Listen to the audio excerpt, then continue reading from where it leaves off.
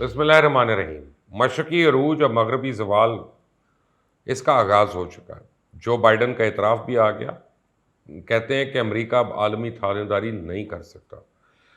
ایک بہت ہی اہم بیان آیا جو بائیڈن کا، جس کے بعد واضح ہو گیا کہ امریکہ اور امریکیوں کے لیے افغانستان میں ہار کے بعد سب کچھ بدل چکا ہے۔ آگے چل کے تفصیل بتاتا ہوں آپ کو اس کو، پر میں آپ کو بتا دوں تاریخ تو ہمیشہ سے بدلتی رہتی ہے، پر آج کل کہا جا رہا ہے کہ دنیا کی تاریخ ایک انتہائی اہم موڑ پہ، کیونکہ کسی کا زوال شروع ہو رہا ہے، کسی کا عروج کا۔ یاد رکھیں آج سے 10-20 سال پہلے جب اس بارے میں لکھا جائے گا تو 31 اگست 2021 کو اس حوالے سے یاد کیا جائے گا کہ اس سے پہلے کی تاریخ کچھ، جبکہ بعد کی کچھ اور، خاص طور پہ امریکہ اور مغرب کے حوالے سے۔ میرے خیال میں تو تاریخ کی بہتری کی جانب گامزن ہے۔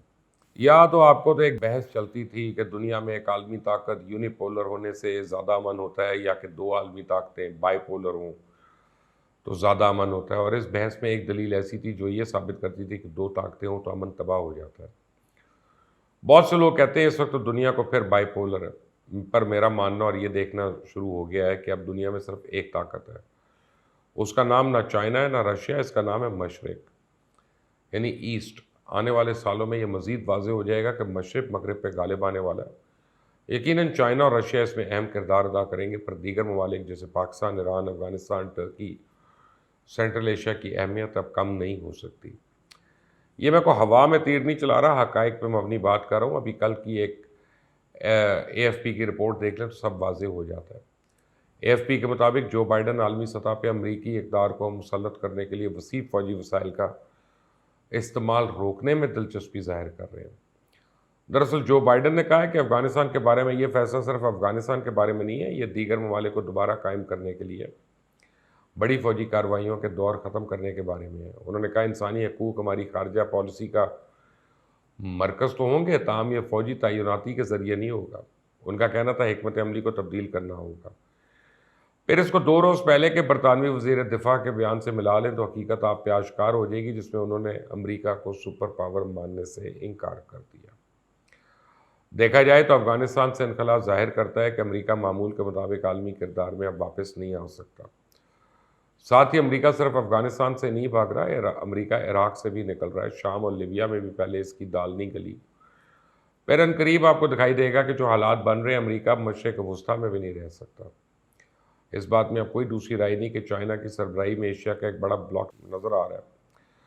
اگرچہ اس بلاک میں چائنا کے ساتھ رشیا کے علاوہ کوئی بڑی طاقت نہیں، لیکن پاکستان، ترکی اور ایران کی شکل میں درمیانی درجے کی اہم طاقتیں ضرور موجود ہیں، جن کے پاس مضبوط فوج ہے، انفراسٹرکچر، اور سب سے بڑھ کر ان کے پاس ایسے ذہین لوگ اور تاریخ بھی ہے جو ان کو مجبور کرتی ہے کہ دنیا کو لیڈ کریں۔ پھر جو گزشتہ مہینے ہوا وہ بھی ایک اہم بات ہے کہ ان ممالک میں اب امن قائم ہو رہا ہے، خوشحالی کی امید بننے لگی ہے۔ یوں اب بجا طور پہ تہذیبوں کے ٹکراؤ کے نظریے کی ایک بات وقت گزرنے کے بعد درست معلوم ہو رہی ہے کہ اب مغربی تہذیب پر مشرق کی تہذیب غالب آ رہی ہے۔ اس وقت بی آر آئی سی پیک، جس کو ڈیجیٹل سلک روٹ بھی کہتے ہیں، اس نے ایک انقلاب برپا کر دینا ہے، اور اس میں تمام ممالک ایک ہی طریقے سے پروئے ہوئے ہیں جیسے کوئی ہار میں موتی۔ اور یہ واضح کر دوں، میرا خیال نہیں ہے، مغربی ماہرین کا کہنا ہے۔ ساتھ ہی جو افغانستان میں امن آ رہا ہے وہ اس پروجیکٹ کو پایہ تکمیل تک پہنچانے کے لیے آخری کڑی تھی۔ آنے والا وقت ثابت کرے گا کہ اس دور میں جو پرانا سلک روٹ تجارت کا منبع سمجھا جاتا تھا، اب ایک بار پھر تاریخ نے کروٹ لی، معاملات اسی ڈگر پہ چلنے لگے۔ اٹلانٹک کونسل کے یورپ سینٹر کے ڈائریکٹر اور ٹرانس اٹلانٹک کے تعلقات کے ماہر بینجمن حداد نے اس جو بائیڈن کے حالیہ بیان کو گزشتہ دہائیوں میں کسی بھی امریکی صدر کی جانب سے بین الاقوامی لبرلزم کی سب سے واضح تردید قرار دیا۔ اس وقت ان امریکیوں کے لیے جو اپنے ملک کو ایک منفرد، ناقابل تسخیر سپر پاور تصور کرتے ہیں، ایک بہت بڑا صدمہ ہے۔ پھر بھی زیادہ تر لوگوں میں جو بائیڈن کا بیانیہ مقبول ہونے کا امکان ہے۔ جو بائیڈن کی صدارت کو عام طور پہ ڈونلڈ ٹرمپ انتظامیہ کی تردید کے طور پہ دیکھا جاتا ہے، اور بائیڈن کا امریکی فوج مہم جوئی کو ترک کرنا، جسے دنیا کی پولیس کہا جاتا ہے، ٹرمپ کی سوچ تھی۔ Charles Franklin, professor of market law school and director of market polling, کے خیال میں اب امریکی عوام بڑے بین الاقوامی کردار کے لیے پرعزم نہیں ہے۔ یقیناً اس طرح نہیں جو امریکہ نے 1950 سے 1990 کی درمیان ادا کیا۔ ساتھ ہی اب وہ دن گئے جب حکومتوں کے بزور طاقت بنانا اور گرانا عام سی بات تھی۔ امریکہ نے جو نیو ورلڈ ٹریڈ آرڈر کے نام سے اپنی حکمرانی شروع کی تھی تو خیال تھا دنیا میں اس کا سکہ چلے گا، لیکن یہ بالکل ہی الٹ کر رہ گئی بحث اب، کہ جب امریکہ نے خود ساختہ وار آن ٹیرر کے نام پہ مسلم ممالک کو زیر عتاب کیا۔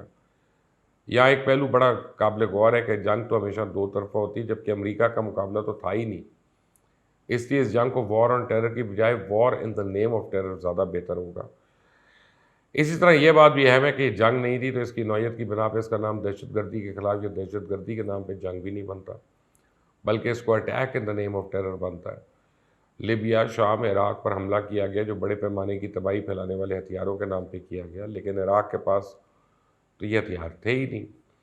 اس بات کا اقرار برطانوی وزیر اعظم ٹونی بلیئر نے برملا بھی کر دیا۔ امریکہ کے ایک پروفیسر نے تہذیبوں کے ٹکراؤ یعنی کلیش آف سویلائزیشنز کا ایک خود ساختہ تصور پیش کیا تھا، بلکہ یوں کہا جائے کہ اس سے پیش کروایا گیا تھا۔ عالمی سطح پہ اس کا نظریہ، اس کا خوب چرچا کیا گیا۔ اس کے تحت مغرب کو چائنا اور مسلم تہذیب سے خطرہ قرار دیا گیا، حالانکہ اس وقت چائنا بھی معاشی طور پہ تیسری دنیا کا ملک گنا جاتا تھا، جبکہ مسلمانوں کا تو کوئی حال ہی نہیں تھا، نہ 3 میں نہ 13 میں۔ حقیقت میں مغربی تہذیب کا مسلم تہذیب سے کوئی تصادم نہیں، بلکہ حملہ تھا جو دہشت گردی کے خلاف نہیں بلکہ دہشت گردی کے نام پر تھا۔ واضح کر دوں کہ امریکہ نے یہ سب اقدامات 5th جنریشن وارفیئر کے تحت کی، اس لیے جنگ غیر اعلانیہ طریقوں سے مسلط کی گئی۔ پہلے اپنے میڈیا سے پروپیگنڈا کروایا، غیر اخلاقی کاموں اور ظلم کے جواز گڑے گئے، یہ سب تاریخ کا حصہ ہے، سب کو معلوم ہے۔ آپ دیکھیں اس وار آن ٹیرر میں سراسر نقصان مسلم ممالک کا ہی ہو رہا ہے، جبکہ دہشت گردی کے لیبل بھی مسلمانوں پہ ہی تھوپا جا رہا ہے۔ یہ سب مغربی میڈیا پر لکھنے اور بولنے والوں کے کمال تھے، پر اب وقت بدل چکا ہے۔ دیکھا جائے تو چائنا بجا طور پہ 2010 سے اپنے آپ کو عالمی طاقت منوا چکا ہے۔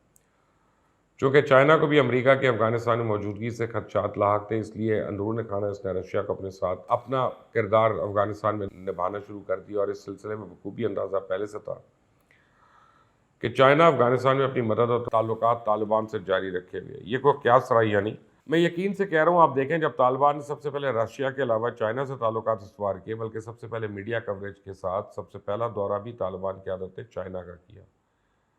چائنا نے انتہائی کامیابی سے طالبان کی شدت کم کرنے اور مؤثر سیاسی حکمت عملی کی تربیت بھی جاری رکھی۔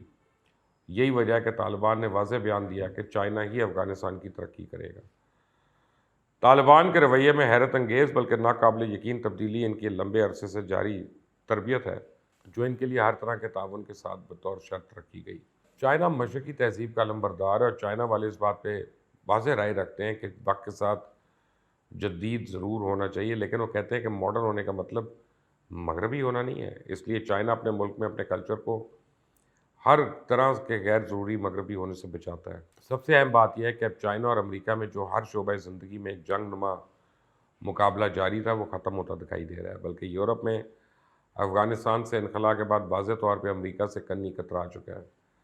اب آپ اس مشرقی عروج کے آغاز اور مغربی زوال پر کیا رائے رکھتے ہیں؟ مجھے کامنٹس میں ضرور بتائیے گا۔ دعاؤں میں یاد رکھیں۔ اللہ حافظ۔